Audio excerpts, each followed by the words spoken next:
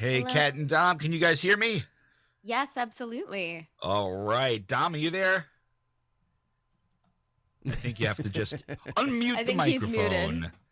You think we're podcasters. We should know how to do this by now. And being muted is bad for radio. I mean, sometimes. That's true.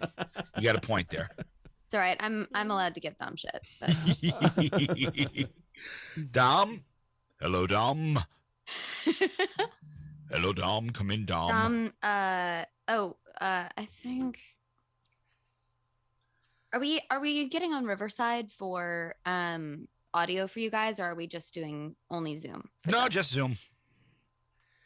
Okay. Because a bunch of the interviews are on phone anyway. We only have a couple that are on Zoom. Oh, I see. Hello, Thanks for having Dom. us today. What's that? Thanks for having us today. Oh, my pleasure. Welcome. Ooh. There he is. There's the man, the myth, the legend. All right, guys, you're gonna talk to Arrow for a while, and Arrow, it's a good thing you have a double. So your out time is gonna be 19. Yep. How has that changed for you? Because you guys were talking about Zoom and stuff like that. Because I mean, before 2020, I mean, we didn't really have Zoom the way that we have it now. But how has it changed you guys personally?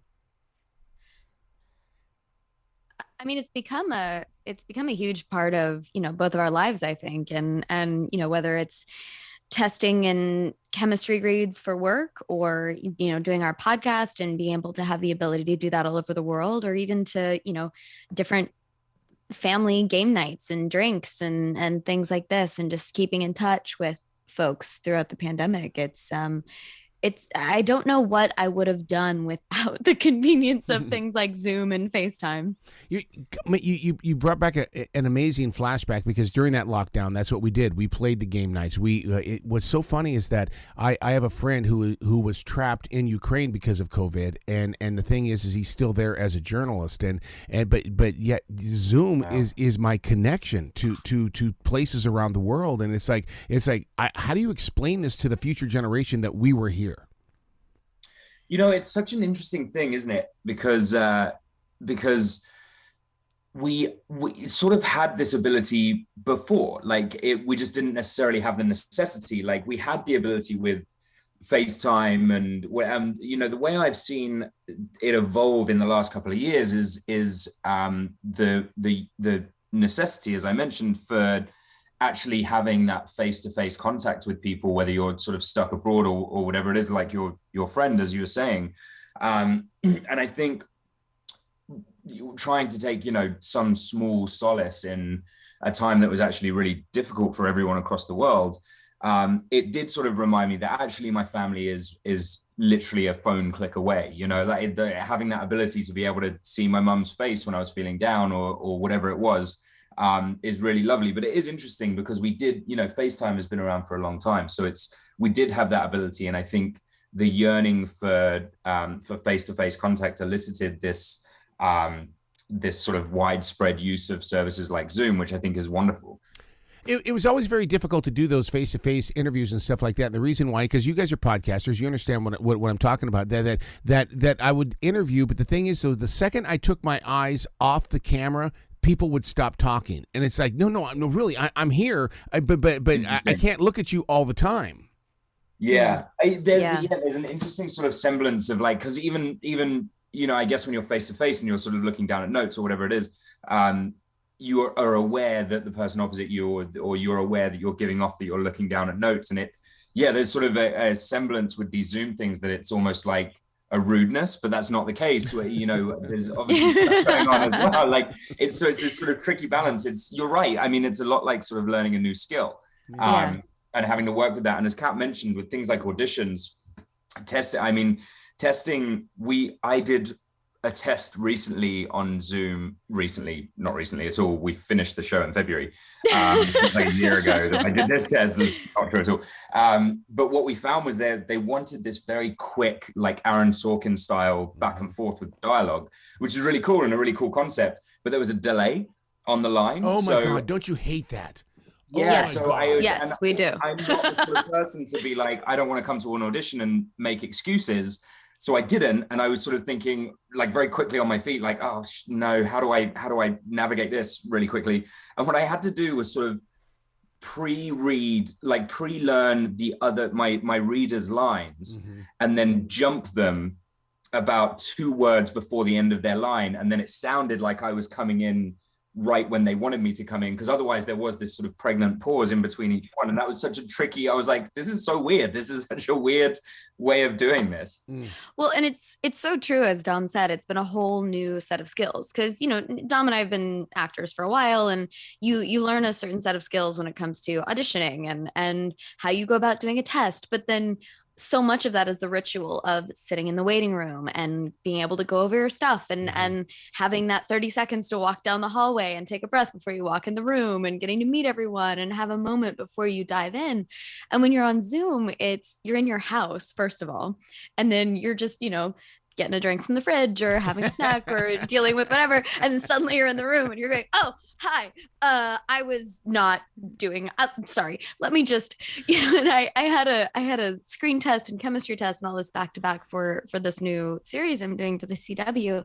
And the sunlight was my biggest obstacle, because I had like this direct beam of sunlight that was slowly encroaching upon my camera.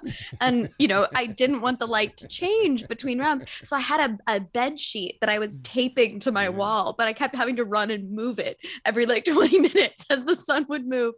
And it's just the wild things that we do that, people don't think about.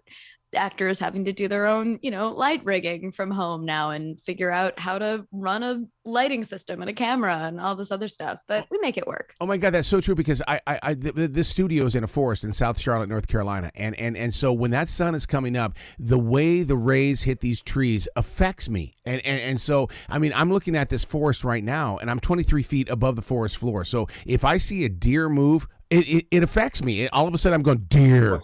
Yeah. Yeah. That like dog squirrel scenario going on. Yeah. Oh yeah.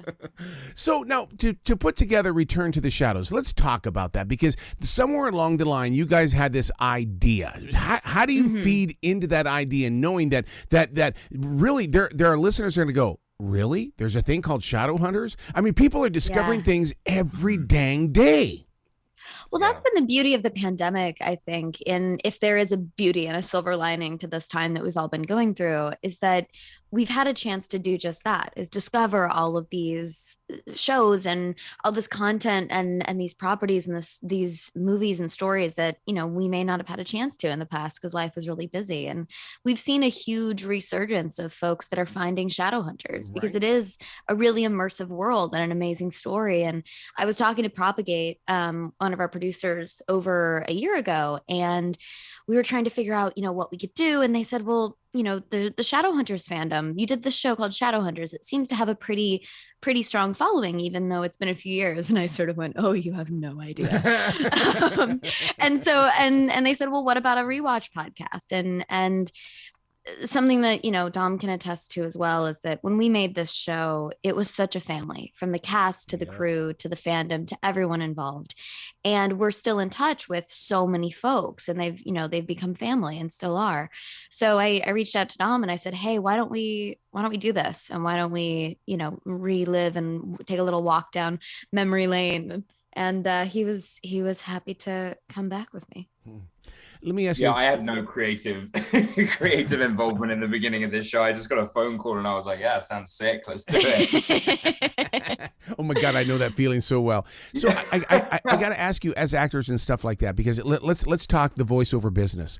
How do you stay in tune? Because if somebody is speaking out of tune around you, you go, oh God. But yet you guys are speaking perfectly in tune. So to people that are listening that don't understand what I'm talking about, they will when they hear it from you, that being in tune is very important. Explain to me a little more what you mean. Like, do you mean sort of in touch with our audience and speaking sort of logically and clearly about what we want to talk about on the show? Is that what you mean? Well, I'm going to go. I think it's because it's the producer in me that I know when somebody is speaking out of tune. So when I produce commercials and stuff like that, I go, yeah, now you do that sentence again. I need you to, because you're out of tune. I think people speak out of tune. I see. Yeah, I'm with you. I think honestly, the way I approach this is, and as Kat sort of mentioned earlier, like we had such a wonderful time making this show, Shadowhunters originally, and what we found was over the course of many years since we started, is that these stories really did have this sort of profound impact on a lot of people. And we are very fortunate that we get to interact with a lot of these fans of the show, and they get to share their stories and their experiences with us. So the way I approach this, as far as being in tune and as far as the tonality of it, is it's just very honest. It's a very honest conversation about what we did and how it affected us. And the silver lining there is the show's over. So if I say something that they don't like, I can't get fired. It's all good, you know. I'm in a good spot. So like and it's nice, you know, to be able to sort of unfurl these emotions and have chats about previous experiences with people completely from a third person point of view. We can look back at it now as a viewer, as a fan, and we can relive those with people we've worked with from the cast and the crew. And I think really the key thing for me is just an honest approach. Like if you're, you know, neither Kat or myself or anyone that we've had on the show is a monster, so like just be honest. We're just talking about something that we loved. We only have monsters on screen in Shadowhunters. We had very few, if any off screen. And you know, I mean, Dom and I have known each other for almost 10 years now, and it's isn't that wild, Dom?